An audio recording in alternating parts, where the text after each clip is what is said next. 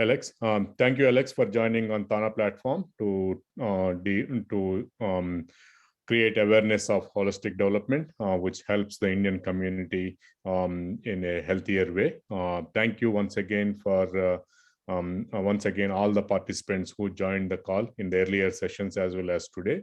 I would like to thank the entire leadership, TANA leadership, Panya Chaudhary Rao Garu, as TANA president, as well as Sunil Koganti and other volunteers who coordinated and put it together. Once again, Alex, you did pretty good in last two sessions, and please go ahead and you can start your session. Thank you. Sure, Roger, one thing before we start, for Q&A, what should we do towards the end for the last 15 minutes?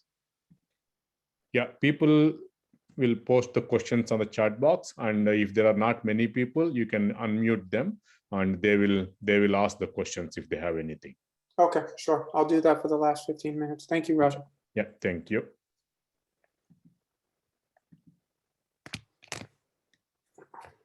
Okay, share screen. Good. Oh, wait, I'm sorry. 1 second, guys, sorry. Okay, can everybody see me? Can everybody see my screen? Yes, Alex. Okay, good, thank you. All right, so let's get started here. 1 second. All right, so today we're going to be talking about proper posture and pain loss for the TANA community. This is a big issue because for most people, when they want to get in shape, they know that in order for them to get results, they're going to have to exercise intensely, but nevertheless, they have a lot of barriers, entry barriers when beginning that. So we'll start off with some videos for pain loss of the back, knee, and neck, like I said, and then we'll move on with the presentation.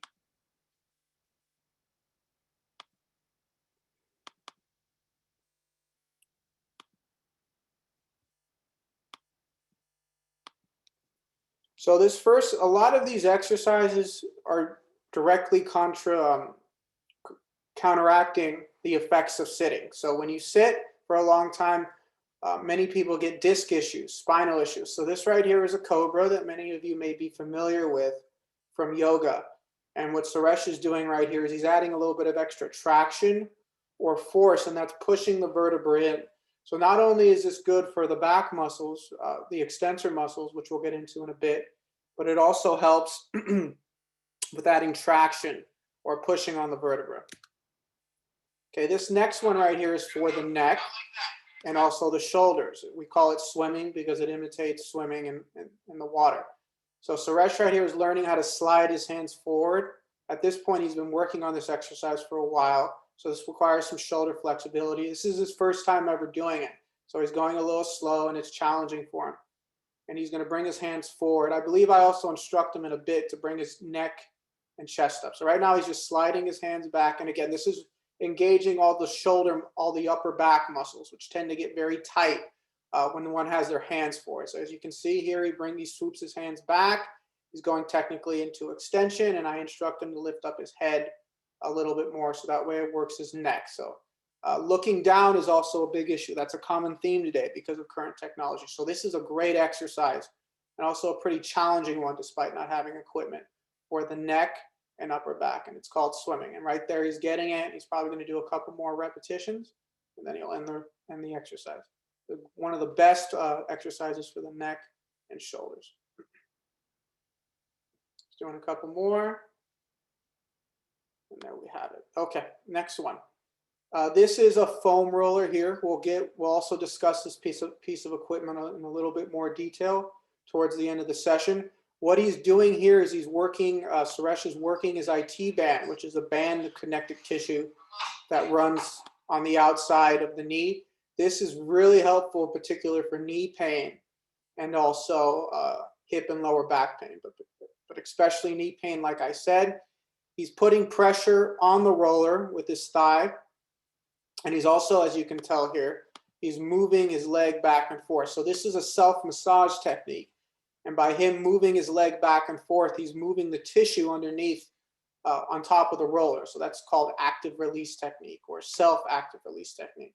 He's in good posture here with the shoulders. This is quite uncomfortable at first, but the more you do it, the easier it gets. And you get a pretty big benefit, especially from the beginning. You'll really feel lighter in the leg and have less knee pain overall. All right, next exercise. This one is a clamshell. This works the muscles of the side of the hip, okay? Those are very important, not only for back pain, but also for getting rid of knee pain again. So he's working the muscles on the top or on the side of the hip here. Those muscles tend to get very weak and go to sleep when one is sitting for a long period of time. And it's called a clamshell because it's obviously or evidently like a clam. Okay, so let's move on with the rest of the presentation here. Okay, we already covered those.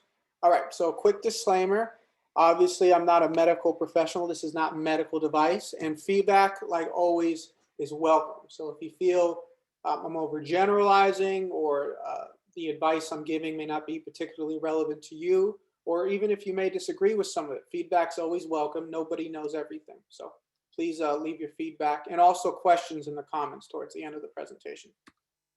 Okay, so topics today, obviously, posture and office ergonomics. It's pretty self-evident. We're going to be getting into detail for the neck and the shoulders, the mid and lower back and the knees. And we'll be covering a lot of exercises. So it's not just going to be slides, so that you guys get more familiar with the specific techniques for that. The reason we're covering this is because, as you see, as you already know, pain is one of the biggest barriers to entry when starting a fitness program. So for those of you who weren't present in the previous two presentations, let's review and recall a little bit. So presentation one, we said health is not just a lack of disease. It's strength and vitality of physical and mental well-being, right? Giving you more energy, giving you more ability to do what you want. That's what health means. It's not just lack of disease or not going to the doctor. It's adding more power into your life.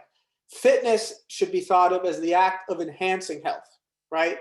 Not so much of a fitness model going to the beach like Arnold Schwarzenegger in the 70s, but for many of you, it's going to be proactively enhancing your health. You're doing it to make sure that your health is growing, and so that you don't reduce your health by overworking yourself, which is very common in the TANA and in Indian community in general, right? Especially with all the technology that's so prevalent in our life today. We'll also be covering that a little bit later on in the presentation. Disease should be thought of as lack of health, right? I compared it to bankruptcy or debt, right? If you spend more health than you have, just like if you spend more money, you're going to run into debt and bankruptcy issues. Same thing here.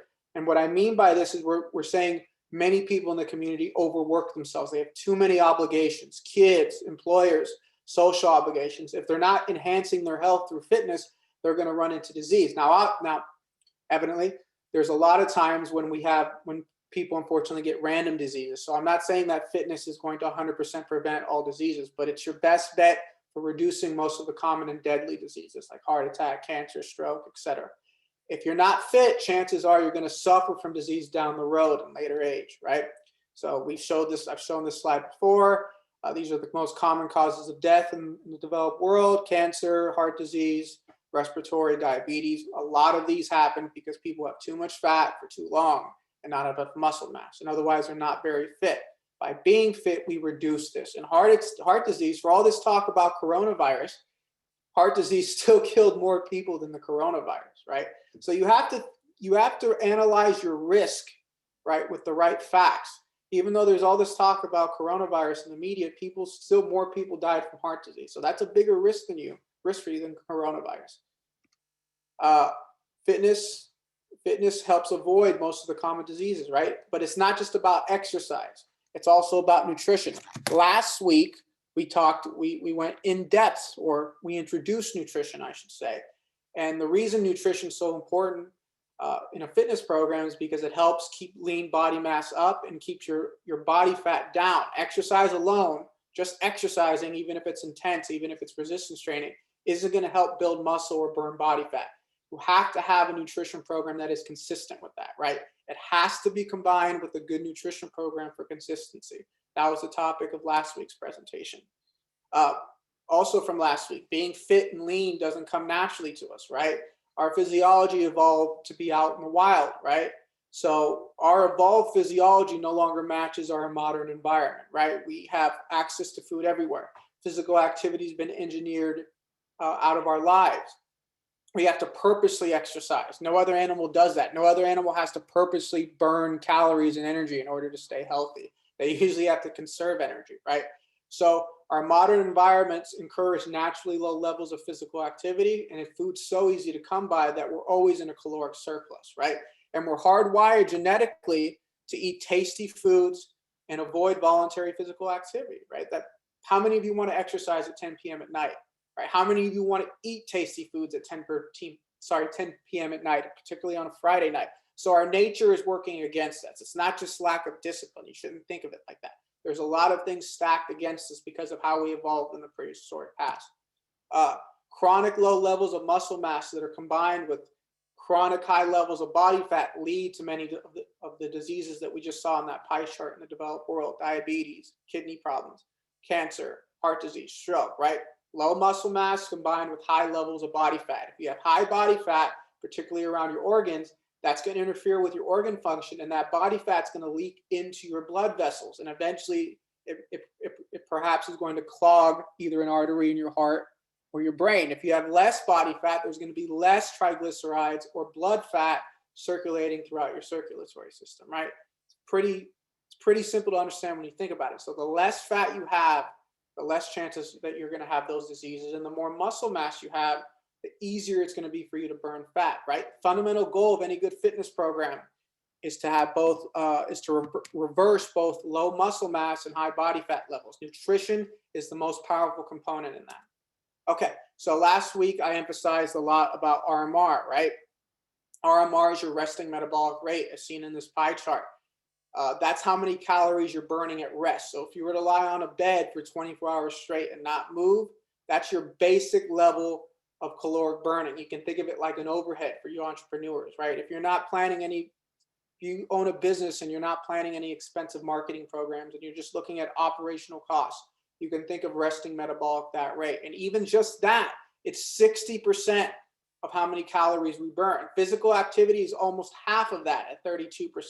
Thermal effective feeding is the energy it takes to digest the food that we eat, right? So exercise isn't the best way to burn calories. It's having a high resting metabolic rate, which comes from having high muscle mass, right? Many people in the TANA community have low levels of muscle mass, right? So that's why I suggested last week to first concentrate on building muscle. Even if you're trying to lose fat, get rid of a little bit of extra weight around your stomach and hips, you don't have a lot of muscle mass, if you don't have a history of athleticism, if you've never really exercised intensely or played sports, it may make sense to concentrate on muscle building first instead of trying to lose fat. Because if you try to lose fat with a low level of muscle mass, as you can see here, your RMR is going to be working against you. So that's why we recommend to build muscle first, elevate your metabolism, and then later switch to a fat loss program. It's psychologically a lot easier too, because you don't have to worry so much about being extremely disciplined at first with your nutrition or restricting yourself. And once you get results from the high muscle mass, it becomes easier to do something else because you've already seen a benefit from it, right? More strength, more energy, and you just feel stronger. It's great. So the higher your muscle mass, the higher your RMR, right? Even if you want to lose weight, build muscle first. It's counterintuitive to what many fitness programs do. In fact, it's contraindicated, but it makes sense because the higher your metabolism, the easier it is for you to build fat down the road. All right, so we talked about RMR. So there's a pickle though. For you to build muscle, not only do you have to eat appropriately, but you have to engage in relatively intense resistance training. It doesn't matter if it's gravity, if it's a barbell, dumbbell, resistance bands, anything that challenges the strength and structural integrity of your joints, your bones, is considered resistance training, right? It has to be combined with the appropriate nutrition program, right? You have to eat more than you burn so that your body has extra energy to go to build that muscle, right? The exact opposite of fat. That's another thing we covered last week is energy balance, right? If you want to lose weight, you have to burn more calories than you take in. With muscle gain, you want to eat more calories than you take in. We also talked about getting your RMR tested, and you need to engage in resistance training. It's the only way to increase your muscle mass, which again increases your RMR. However, there's a pickle, right? There's an issue with this that's very common. you need the proper foundation first, right? You can't begin with these exercises, whether it's a guy squatting, whether it's Suresh doing a shoulder press or an elevated push-up off chairs. Suresh wasn't doing this in the beginning. If he would have tried it, he would have highly likely, he would have had a high chance of injuring himself, right? You can't start here. If many of you have been sitting for 25 years, right, or 20 years, right, have been very inactive, your body's adapted to sitting. This is the most common issue or barrier that many of our clients in holistic development have. They know they need to engage in resistance training, right? Once we tell them about it. But just because they know that they need to do it doesn't mean they have the physical ability to, right? So that's where corrective exercise and pain loss comes in, right? If you're in pain, you shouldn't be doing weight training right from the get-go.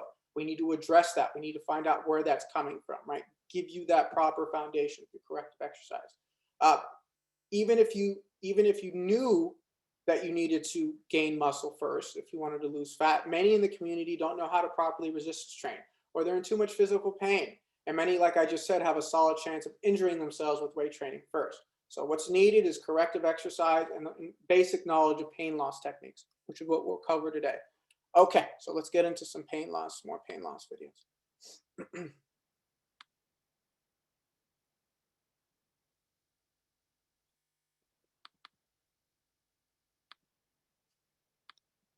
So right here, I believe he's going to do a hip bridge. So Suresh is setting his feet. Yeah, so he's going to lift up his hips here. Right, so this right here, when you're sitting down a lot, your butt and your lower back get very weak. So this is working the hamstrings, the muscles in the back of the thigh, the butt, and the lower back. So all of this gets very weak when you're sitting down, because think about it, your knees are in front of your hips. So those muscles get very weak. So strengthening these muscles helps prevent lower back pain. And it's also a good precursor to setting yourself up for learning how to lunge or squat, right? Strengthening the hamstrings, the butt, and the lower back. Here is a good exercise for shoulder mobility. This strengthens this loosens up the chest muscles, which get tight from sitting with having your hands in front of you, typing on a laptop or a keyboard. And it also strengthens, it also loosens the lats, which are the armpit muscles, right by the armpits, of course. So this is a flexibility exercise or a mobility exercise for the shoulders. It's stressing the shoulders, the deltoids, the chest, and the lat muscles. That exercise we did with Suresh, I think, in the 3rd week. One of the very first ones he learned. For those of you familiar with yoga, this is a downward dog or a variation of it, right? This is one of the best exercises for not only strengthening the deltoids, the shoulders, but also stretching and creating mobility along the entire backside, right? The ankles, the Achilles tendons, the calves, the hamstrings again, the lower back, the mid back, right? He's doing a little bit of active release technique, which means he's not just holding this position, but he's bending his knees slightly and squeezing his quadriceps. That enhances the effect of the stretch, because your body is understanding how to hold that position through movement, right? And of course, it also strengthens the shoulders. All right, so that's the ergonomics. We'll get into that in a bit. Let's move on with the presentation.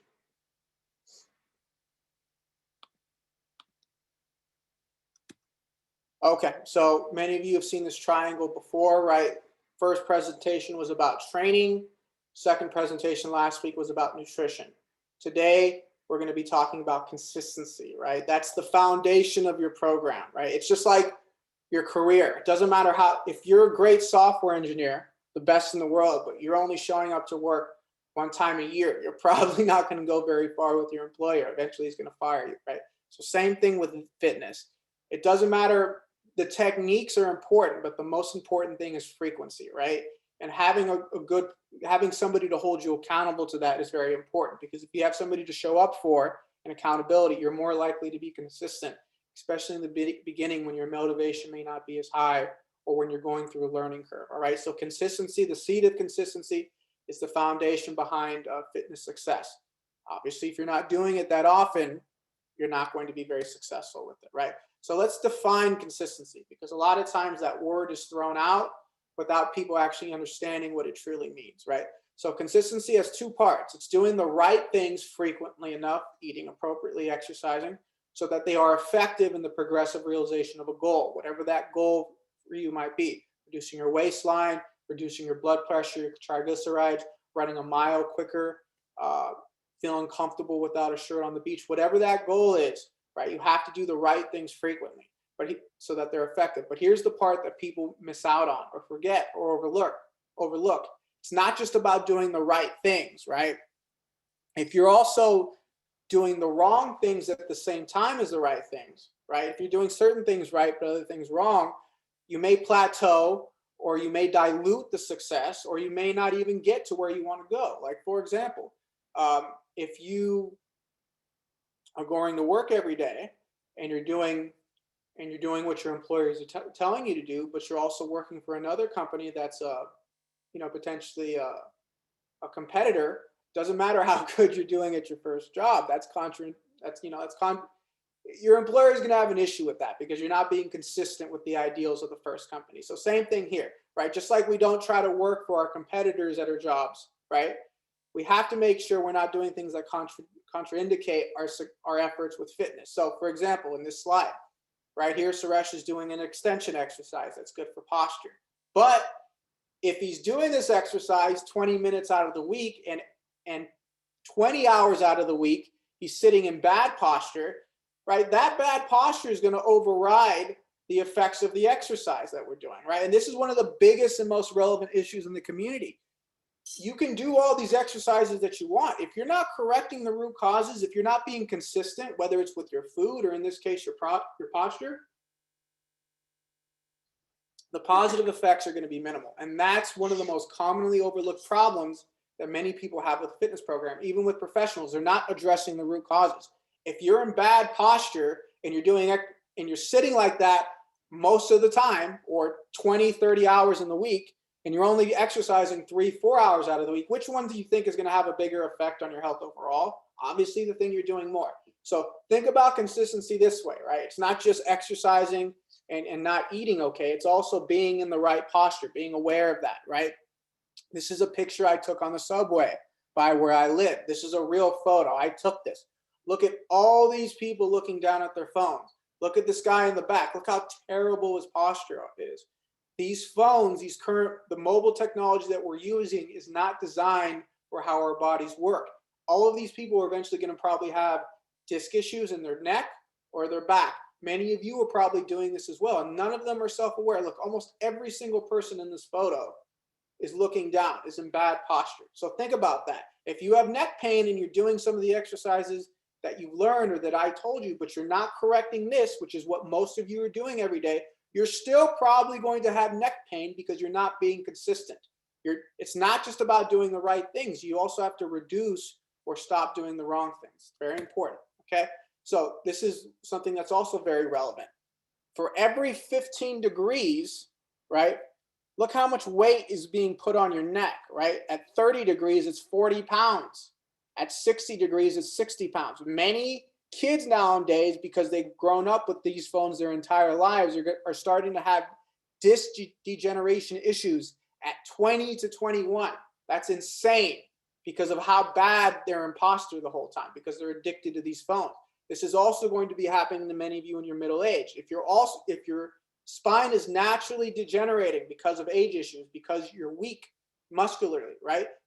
And you're also doing these things, right? Looking down at your phone, sitting in bad posture, it's only going to accelerate the rate of degeneration. Now, I'm not trying to scare you. Obviously, if you stop doing this or if you reduce it and you get stronger posture-wise and also engage in good resistance training, many of this can be slowed down, if not reversed, right? But you have to be aware of this, right? Just 30 degrees here, which is not that much of a forward tilt on the head, on the neck, is 40 pounds of pressure on your vertebrae. That's happening hours every day, all days a week.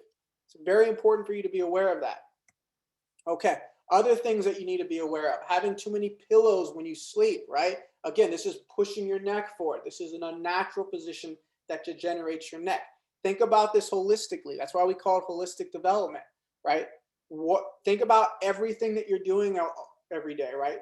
Driving to work, right? Once the pandemic really lifts, looking down at things, whether it's at your phone or at a laptop at your desk, or cooking dinner, or elevating your head, or using a smartphone while you're sleeping in bad posture on the bed. All of these things are going to contribute to that neck pain that you have, to that shoulder pain that you have, to that lower back issue that you may be experiencing. If you're not correcting this, if you're not reducing this, if you're not aware of this, the exercises are going to have a minimal effect at best because you're not being consistent, right? So the dangers of poor posture while sitting, right? Some of you may not be able to see all the words here, right? But you're going to get sciatica, right? You might get sciatica, your ankles might get tight because your hips are compressed and weak. You might get knee pain. That also is going to lead to disc bulging or disc degeneration in the lower back. Your trapezius, which are the muscles in your upper shoulders, those are going to get really tight. How many of you have that, right? At the end of the day, that can contribute to a neck pain or jaw tightness, right? This leads to poor circulation as well, right? If you're in too much pain to move, you're not going to want to move. That's going to lead to poor circulation, heart disease, right? Type 2 diabetes, muscular degeneration, low metabolism. You may not be very motivated. You could have psychological issues. You see how everything affects itself, and the root cause of a lot of this is not only inactivity, but bad posture during inactivity. If you're sedentary most of the time, which many of you are because of your jobs, and you're in bad posture on top of that, it's really wrecking your health. And think about all the things that are going to stem from that. If you're in pain, you're not going to want to exercise. If you're not exercising, think about all the diseases that's going to set you up for. If you're not exercising, you're probably also not going to be motivated to eat appropriately, right? So everything is connected. Everything builds off one another, right? So think about this very holistically and try to address the root causes so that you're more consistent with your efforts. Hopefully that's making a little bit more sense, right? So Suresh here. So even though we staged these photos, Suresh used to sit like this, and he's on the photo on the left, and he used to sit like this for years. And that led to disc issues. So one of the very first things we did when I started working with him last November, is we corrected how he sat. We focused on the defensive things, right? On stopping the things that were irritating his back in the first place. We spent 2 to 3 weeks on that, right? Because if I just introduced exercises that he's going to be doing 3 hours out of the week, and he's sitting like this most of the time, the positive effects are going to be minimal, right? So think about what you're mostly doing throughout the day and make sure that's consistent with your health goal, right? With your fitness objective. Otherwise, the results, like I said, are going to be diluted and minimal or mediocre at best, right? So our society is really hooked on flexion, okay? What flexion means in this particular context is the tightening of the muscles on the front side of the body. That's a common theme you're going to see with a lot of this corrective exercise because of the excessive sitting or looking down at the phone or computer, right? Laptop, right? So your chest will get tight. The muscles of the front of your thighs will get tight. Those will still pull on your spine. People think of the spine in relation to the back behind you, but the front muscles are attached to the spine. Your stomach muscles are attached to your spine, just like your back muscles are. Many people don't think of it that way because when they think of the back, they think spine. Even though the muscles of the front of the body, many of them still attached to your spine, right? So if those muscles are tight, they're going to pull on the muscles behind you. So not only do we have to strengthen the extensor muscles, which is tightening the muscles on the back side of the body. It doesn't just mean the back as in the spine, but the entire back part of your body, your neck, your back, your butt, your calves, your hamstrings, all those have to be strengthened. And at the same time, we have to loosen up those tight front muscles, right? Which is what we're going to be showing you. So technically, flexion is really tightening of the front muscles. And when we say extension in this presentation, we're talking about strengthening the muscles on the back part of the body. You'll see a lot of exercises that do that throughout this presentation. Here are some of them. Here are stills, right? So Suresh right here on the left is doing a hyperextension, right? He's off a table. These muscles, this exercise really strengthens the lower back, but also strengthens the muscles all along his spine here and his butt and his hamstrings. Here on the bench is a reverse hyper. He's doing the exact opposite with his legs. Again, this is strengthening the lower back, but in a different way, and also putting more emphasis on his butt or his glutes, his hamstrings, and his calves. The bottom here, Supple, is doing a Superman, which is pretty much a combination of both of these exercises, but being held for a certain period of time. So all of this is extension, right? tightening of the muscles on the back side of the body, reversing the effects of sitting. This is one of the cornerstones of corrective exercise in modern society. Okay, let's get into more pain loss videos here, posture. So I'll put some audio on these videos because I'm giving instructions. And here we're going to go a little bit more in depth on how to sit properly while at a desk, okay? Hopefully you guys can hear that.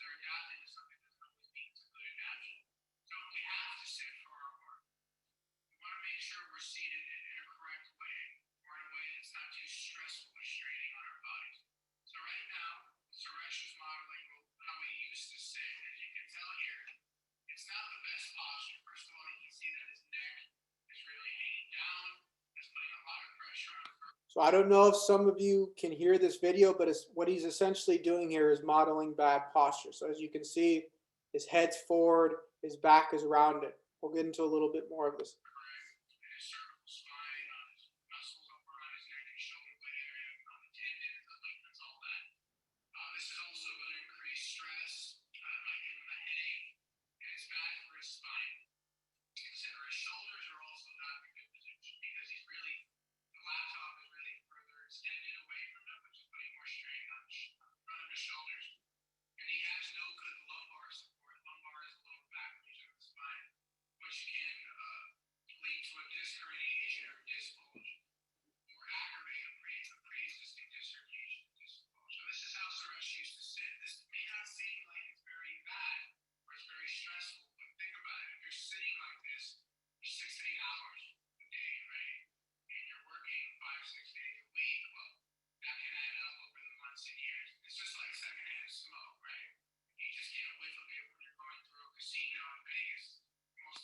So essentially the gist here, right, is if you're sitting like this for most of the day, right, this is really going to destroy your health in the long term. And if you have a lower disc bulge, how are you going to engage in intense resistance training to reduce body fat levels and increase muscle mass, right? If you have a neck issue, how are you going to do that? So this, for many of you, is the root cause, is the starting point of good fitness and health, is correcting how you're sitting, right? So let's go into the correction here.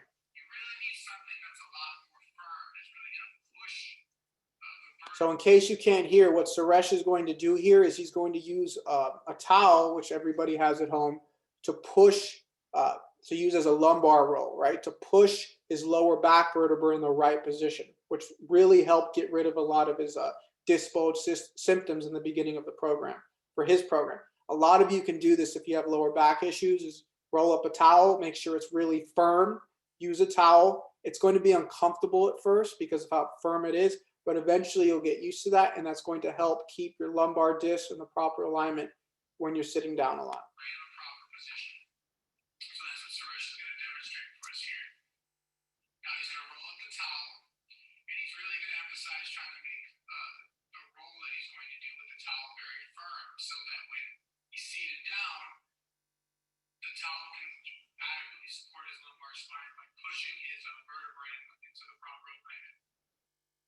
So Suresh is going to sit down here. And be very mindful how he places that under his lower back. He's going to put it right where his buttocks meets his spine. And see how he kind of puts it in the right position. The other thing he's going to do here as well is he's going to sit a little closer to the laptop if possible. And if he had the right setup, he would also elevate the laptop so that it's not looking down too much. So right here you can see that from his wrists to his shoulders. So essentially what Suresh is doing here is he's demonstrating how he sits now, right? The laptop is not too far in front of him. He's minimizing the stress on his shoulders, on his chest. If he had the proper setup, he would elevate the laptop. I'm going to show you a couple products for that today, so that way he's not looking down as much. Essentially, ergonomics means alleviating the stress on the body in any position we're in so that the body functions more efficiently, the way it should naturally, right? Because sitting, looking at computers, we didn't evolve for that.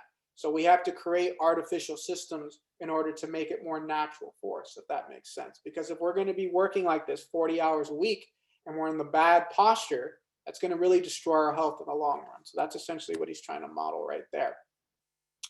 Okay, so last video here for this specific set is what Suresh is doing here is this is modeling good posture, right? So you can stand up against the wall here, right? And this will show you if you're in the right posture or not. So he needs to bring his head back, which is what he's doing here. He's going to be sucking in his stomach, right? Strengthening his core.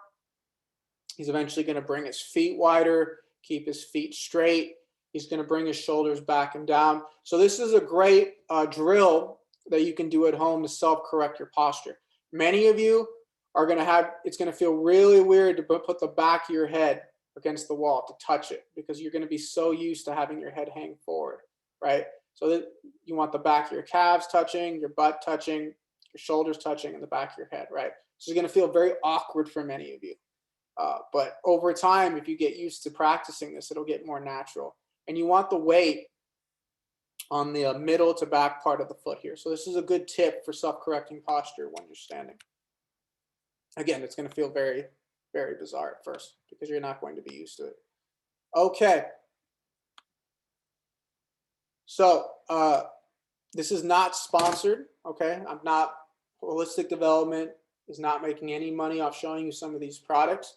But if the whole idea here is that in order to get in shape, you have to eat appropriately, you have to engage in intense exercise, resistance training, right?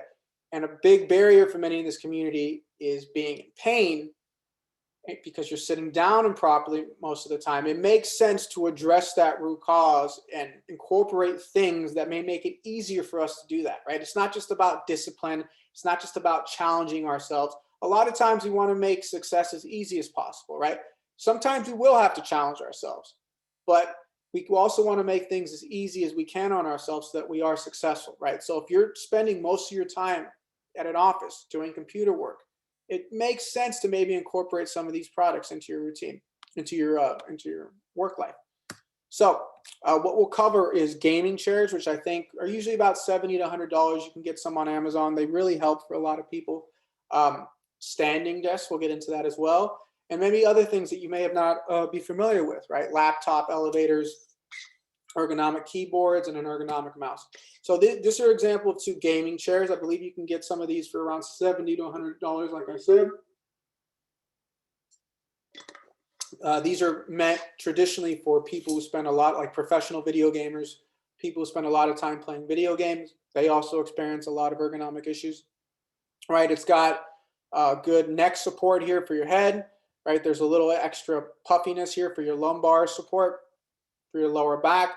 I've seen a lot of people using these chairs in offices, and they really tend to help a lot. And they're not as expensive as office chairs. So if you're looking for an affordable fix, right, a good chair, some of these may be a good fit for you, right? And again, we're trying to make it as easy on ourselves as we can to sit in good proper posture, to be in good alignment, right? Standing desks, these are a little bit more expensive than the gaming chairs, especially the ones that you can put down and put up, right? These are getting much more common now.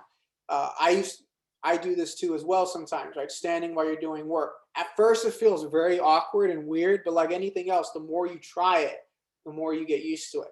What I would suggest if you want to start off with this is spend 20 minutes sitting and 20 minutes standing and just keep practicing that. Even if it's annoying at first, even if it seems inefficient, I promise you, you'll get used to it. Another thing that people don't realize is you burn twice as many calories standing as you do sitting. So if you're engaging in a fat or weight loss program, might as well make office work for you, right? And burn more calories while you're literally working to provide an income for yourself and your family, right? So what many people will do eventually is they'll combine the sitting and the standing, right? You get bored of sitting, you start standing, your knees start to hurt, you go back to sitting, right? This really helps. You can also, you don't even need a standing desk. You can do this in the kitchen if you want to work from there, put a couple textbooks up and just put your laptop on that.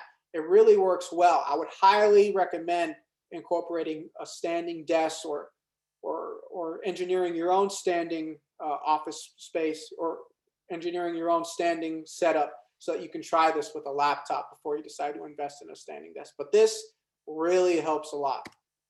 Another thing you can try if you want to be more mobile are laptop stands, right? These elevate the laptop so that you're looking directly ahead at the laptop and not down. They literally save your neck, right?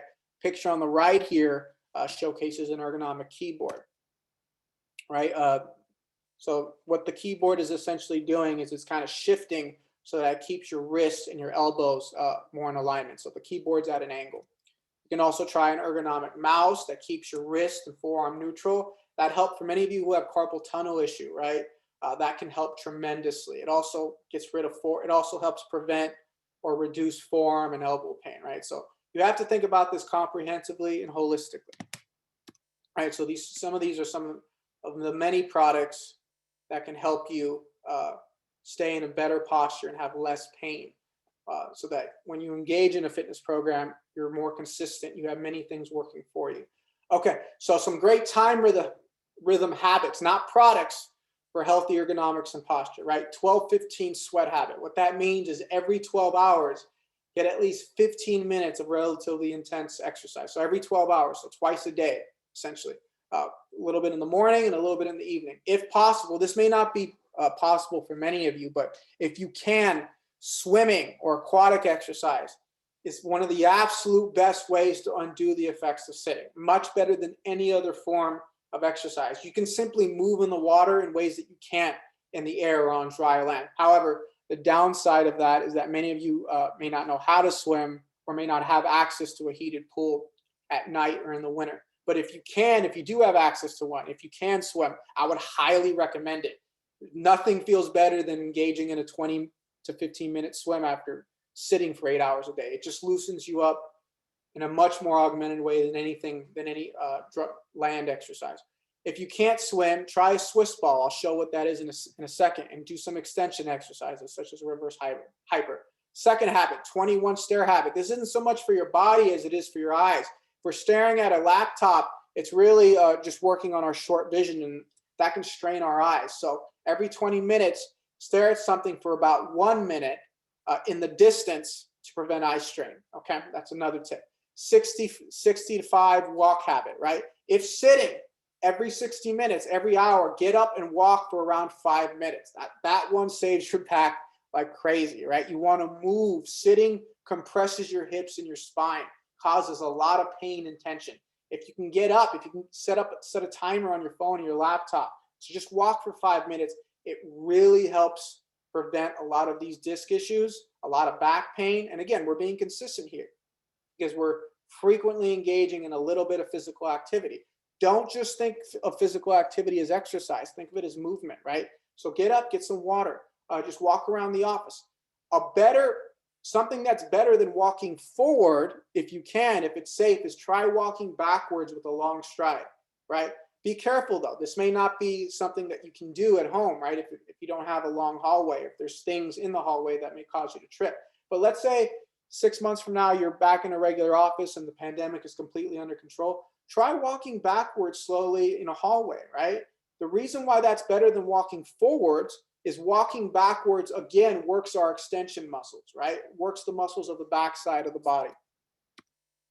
Okay, again, we want to be consistent. Consistency doesn't just mean doing the right things frequently.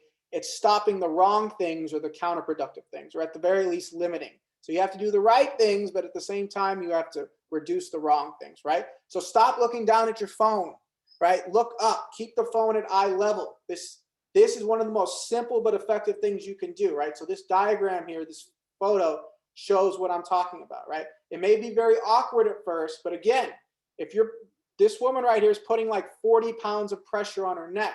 By putting the phone at eye level, you're reducing that weight on your neck by 2/3. And if you're doing this hours at a day, that's really going to add up. So that's one of those simple but effective ways to reduce neck and shoulder pain. Stop using your phone in bed, okay? Stop elevating your neck with too many pillows. Stop causing eye strain. Stop stimulating your brain with that blue light at night. This is not good. You have to learn how to control gadget use. The bed is for sleeping. It's not for looking at your phone. So see, these are the two of those common but detrimental habits, right? If you're engaging in all this corrective exercise for your neck and shoulders, but you're doing these two things, you are not being consistent. And again, you are probably engaging in these habits for a longer period of time than you are exercising. So you have to really think about exercise and pain loss and posture defensively, reducing these things. It's like saving, right? If you're saving all this money, but you're going gambling every weekend, you're not really saving money, are you? So same thing with this. You have to think holistically. You have to think comprehensively. You have to have awareness of what you're doing and reducing these counterproductive habits, or if possible, eliminating them. Okay, so we're running out of time, so let's try to go through this. So great products and environments for pain loss: towel and softball, a foam roll, Swiss ball, TENS machine, a Theracane, ice bags, Mueller, ice and heat bags, and then we're going to get into some environmental therapy. Okay, so a towel, we went into this in the video a little bit, right? This can help prevent disc bulge and stress. Okay, so this diagram here shows where you can put the towel. You can put it a little lower or a little higher. It helps support the spine better. This is one of the most simplest and practical things you can do to prevent lower disc bulges, right? And this diagram kind of shows how it helps to keep your spine upright and your lower back in the proper alignment. This will feel your back will feel tender at first, especially where the towel is putting pressure on your back. But over a couple weeks, a week or two, you'll get used to it. So if at first this is too much, take a break from the towel and gradually incorporate it. But really, if you take away anything from this, using this towel to push your discs in the proper alignment while you're sitting is really going to help your back, especially if you spend a lot of time sitting at work, okay? Another thing, remember, we talked about loosening up the front muscles of the body. So one of the things that really helped Suresh was using a softball. English is funny sometimes. There's nothing about this ball that's soft. It's like an oversized baseball. It's hard. And we're using this, and he's using this ball, as you can see from the pictures here, and putting his stomach on the ball and using the ball to massage the stomach muscles and reduce the tension there. Your back muscles are not only attached to your spine, so are your stomach muscles. So by loosening those up, combined with those extension exercises, we can really help prevent lower back pain. This is one of the most overlooked aspects of lower back pain, and back pain in general, is reducing the flexion tension, right? So hip flexors here, that causes a lot of lower back pain because those muscles get tight when you sit. So directly massaging those and getting rid of that tension is very much overlooked. You just have to be careful. This is why it may make sense to work with a professional. You have to be really careful and do this slowly, because sometimes that ball can slip onto the ribs, and we don't want that. We don't want to crack or break a rib. Okay, foam roll. So right here, we're reducing tension, muscular tension on the front part of our body. With the foam roll, we're doing the opposite. We're massaging our back. We're going into extension. We're extending the spine, which is the exact opposite of being hunched over. The foam roll is very versatile. We can also use it to stretch the chest, alleviate neck pain, and it can be used for reducing knee pain as well. So the foam roll is one of your cornerstones of good pain loss and ergonomics, right? You could, for example, instead of walking every hour, you could massage your back on the roller and go into spinal extensions. It's extremely effective, very practical, very affordable. $5-10 on Amazon. Swiss ball. So these are these inflatable balls. One of the most user-friendly and office-friendly exercise tools, right? You can use it as a chair. A lot of people don't realize that. You can buy little setups where you can stabilize the ball so you don't have to worry about it rolling around. And you can also use it for exercise, right? You can exercise in the office. Exercise doesn't just mean sweating or training hard. You could spend 5-10 minutes just taking a break and doing some extension exercises like Suresh is doing here for your back, instead of walking, right? So you can get creative with it. And you can also use it as a chair if you want. So Swiss ball is one of the best tools for good posture and ergonomics and corrective exercise in general. So you want to consult with your physician first, because this is technically a medical product. But neuromuscular stimulation units, or TEN units, these are basically use electrical signals to passively strengthen the muscles and also reduce pain and sensitive nerves. So there's different settings. I'm not going to get too technical into this, but these are some of the best ways to reduce pain and also passively strengthen. So for example, this lady right here who's getting all this set up on her traps and her neck, you could get this, you can talk to your doctor, and if he approves of this, you can set this up on your neck and traps and watch TV and strengthen your neck, or put this on your back while you're sleeping or reading a book. So this is passive strengthening. It uses electrical signals to directly strengthen the muscle, and it can also help reduce it can also help desensitize the nerves so that you're not experiencing much pain. It's most commonly used in the neck and the back, but it can also be used on the legs and elsewhere in the body. You just don't want to put it around your heart or anything like that. So it's always best to consult with the physician first before you use this. But this is a great machine. Suresh used it for hours at a time while he was laying in bed in the beginning of this program. Great machine. Not a lot of people know about this. Theracane, one of the best self-massage tools out there, right? Very versatile. You can use it for your traps, which is the most common usage, right? Upper shoulders. Suresh here in the middle picture is using it for his back, to massage his back. You can also use it for your thighs. One of the best tools for self-massage, right? Getting rid of tension in tight muscles or tender spots, right? Excellent tool. Mueller ice bags, right? Or technically they're temperature bags. You can use this for hot and cold therapy, right? So if your neck is hurting, you can put an ice bag for 10 minutes, use it as a pillow, lie down, and then get another one of these bags, fill it up with boiling water. Obviously make sure it's not spilling. Put a couple towels over it, and then relax that cold away with heat therapy, right? That's called contrast temperature therapy. You can do it with ice. You can do it with these Mueller bags here, or you can also do it in the shower, right? You step in the shower, you go cold for 1 minute, you go hot for another minute, you go cold. That improves circulation, creates endorphins, and gets rid of pain. It's also a great way to wake up in the morning. So you can do it with in the shower. You can start off with mild temperatures at first to get used to it, or you can use these temperature bags here, which are about $7 on Amazon. Environmental therapy, okay? So this can be things like jacuzzi, sauna, which is dry heat, steam room, which is obviously with steam, or even flotation therapy. So this picture on the right, they fill up water with a very high amount of salt. They lower the light, and they heat the water at room temperature. So it almost feels like you're literally floating in outer space, but with oxygen.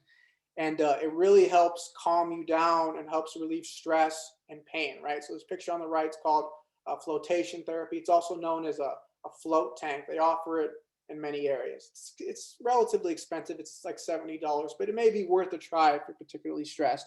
If you have access to a jacuzzi, I would highly suggest using that to loosen up tight muscles, stretching in the water, or when you feel comfortable, once the pandemic dies down, you can use a steam room or a sauna. Great way to reduce muscular tension, pain, and reduce stress as well, especially at the end of a hard work day. Okay, I don't think we have time for too many pain loss videos. Maybe we can do some at the end. But one thing I do want to mention too is a lot of the root causes of pain in modern day society now are because of excessive gadget use. So don't let your phone become one with you. And it may be beneficial to think of social media as the new forms of cigarettes, right? 80 years ago, people weren't conscious of the negative effects of smoking, right? Doctors sometimes recommended it for coughs. We still don't know the long-term effects of these smartphones, and it's the most quickly adopted tool in human history, and it literally negatively affects how our brains think, right? Fragmentation. How many kids now have trouble paying attention, right? Think about reading a book. You had to look at the top of the page and read linearly down. Now people can't even read a paragraph because they have 20 windows open up. So it literally changes the way we think. And another issue is addictive design, right? So think of social media almost like a cigarette, right? It's supposed to be addicting. That's right. These companies are making money off our attention, converting our attention into dollars, right? Or making us into the product, right? By selling our information to advertisers. So you really have to control this. A lot of the root causes behind these pain issues is excessive gadget use. Okay. So let's go over 2 to 3 exercises here. So let's go over Let's go into one for the shoulders, neck pain, right? I'm sorry, this one's for the knee here, strengthening the knee. I apologize. So once you foam roll your leg, you can go into a lunge here with the stick, right? Great way to strengthen the knee. Let's go 5 times. 2. That's one there. I love this Swiss ball here. So this, you could do this while you're working. It may seem a little funny, but what he's doing here is he's mobilizing his hips, right? Loosening up his lower back, right? When you're sitting down in a regular chair, you can't do this. So it may make sense to use a Swiss ball as a chair while you're working. This is the one I was alluding to earlier. This is great for mobilizing the shoulders and getting rid of a stiff neck, right? So what he's going to do here, it's almost like kayaking, right? He's swinging forward, really moving his shoulders, loosening up those tight traps, the neck, and eventually he's going to reverse the rotation, right? Here he's going the opposite way. So these dowels are also pretty good, right? This is a cool one right here. This band, you can use this to add more intensity to your stretch. So we did this in the beginning with Suresh. He's going to flip over, and this is for lower back pain right here. Right, that band is attached to his knees and is pushing down on his lower back again. So this is helping. This helps prevent any kind of or reduce the effects of a bulging disc. This is why we did it here. You see how he's arching his back and pushing it down. That band is helping push his lower back in, push his vertebrae back into the proper position. And this helped get rid of some of the symptoms that Suresh had with his lower disc bulge. Right. So we can get creative with it. Let's see if there's time for any more. Oh, yes. So this is a good one that doesn't revolve around any equipment. This is great, again, for the lower back and getting rid of knee pain. This is called a hip circle. It's one of the best and most practical ways to increase hip mobility or flexibility and strengthen the hips at the same time, right? It also works the shoulders too, because you have to stabilize your body with your shoulders and your stomach here.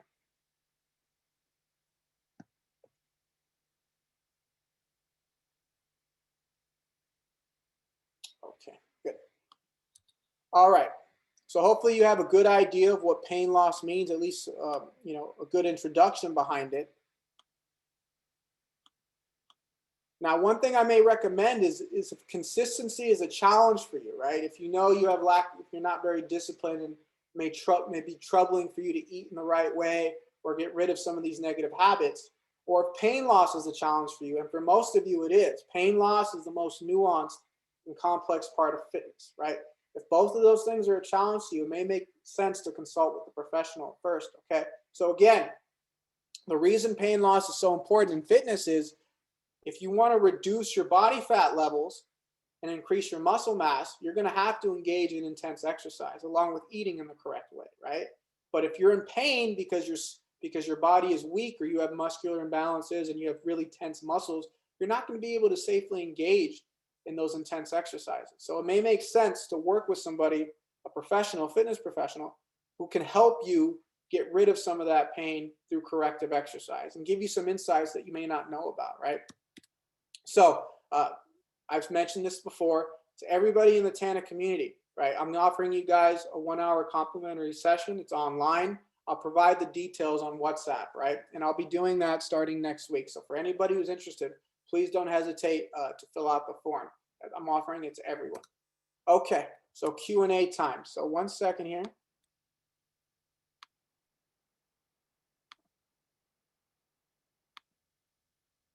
Sorry.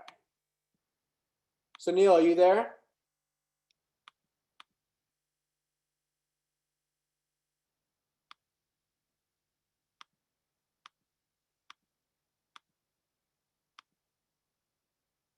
Okay, there we go. Okay, let's see if there's any messages on the chat. Sorry, I'm not used to Zoom too much. I'll have to get more used to it.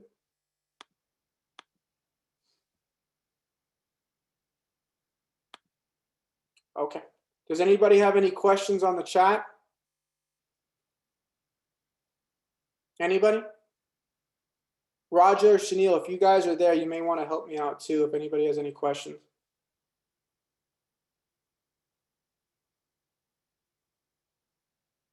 Any questions? No?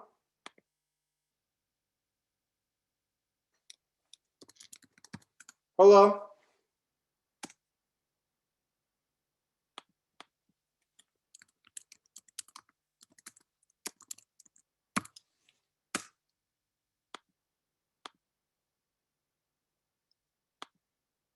Yeah, go ahead, ask the question, Madhavi.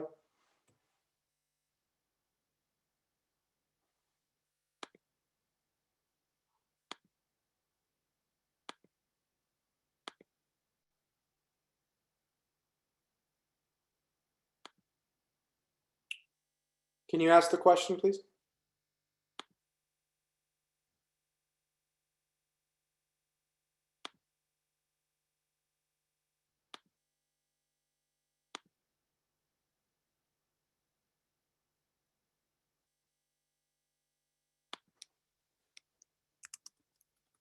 Sure. So the machine's called an NMES machine. So 1 second here. Just put the questions in the chat, guys. I'm sorry, because I'm not too familiar with how Zoom works. So this machine right here, let's see if I can find it.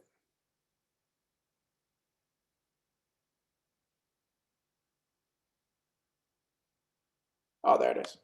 Okay. So I don't know if you can still see my screen.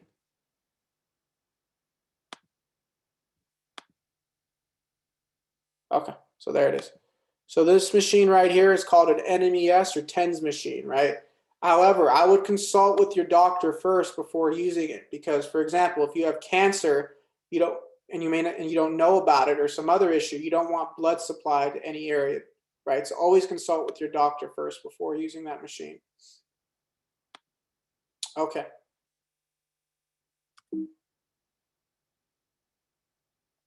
All right. Let's see if there's a way to get. Madhavi, can you hear me? Sunil, if you're there, could you help me with this, please?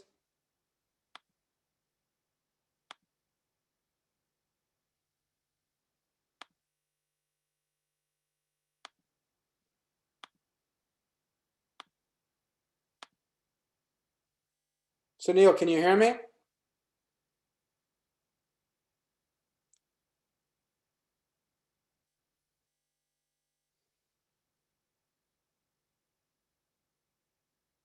Hello? Okay. Let's see if we can. Can you hear me now, Madhavi? Yes. Okay. Sorry. What was your question? I apologize. I'm not used to Zoom, so I apologize for the technical issues. Go ahead. What was your question? Okay. If I walk fast or if I get into the stairs a little fast, I get like, too much, how to say, very fast breathe and I get too tired very easily. On WhatsApp? Hello? Are you able to Can you hear me? Yes. So what are you saying? That you don't have stamina? Yes. If I walk fast, if I get onto the stairs a little fast, so I feel like very tired and,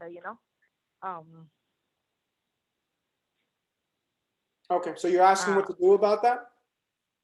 Pardon me? You're asking what you can do about that? Uh-huh.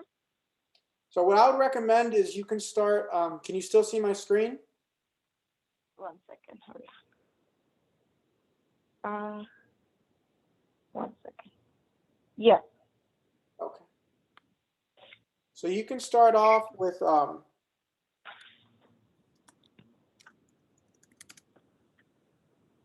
you can buy these trampolines. I use these with Suresh on Amazon. Just type in running trampoline and you can start walking. Running trampoline? Which one?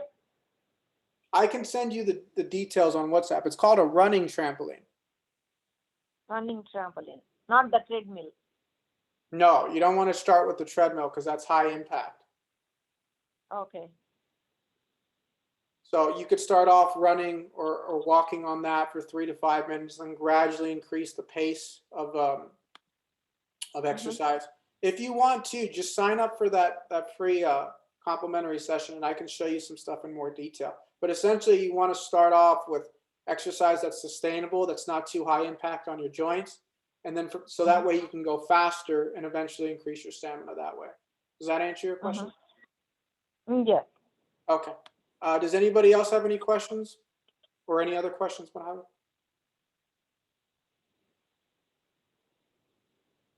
Okay. All right. Thank you, guys. Hopefully you found some. I'm sorry. Did you have a question? Okay. Well, thank you, guys. Hopefully you found this useful. And then I'll be providing the link for anybody who's interested in either the boot camp in Jan, the free online boot camp, or the complimentary session. Thank you very much, guys. Goodbye. Thank you.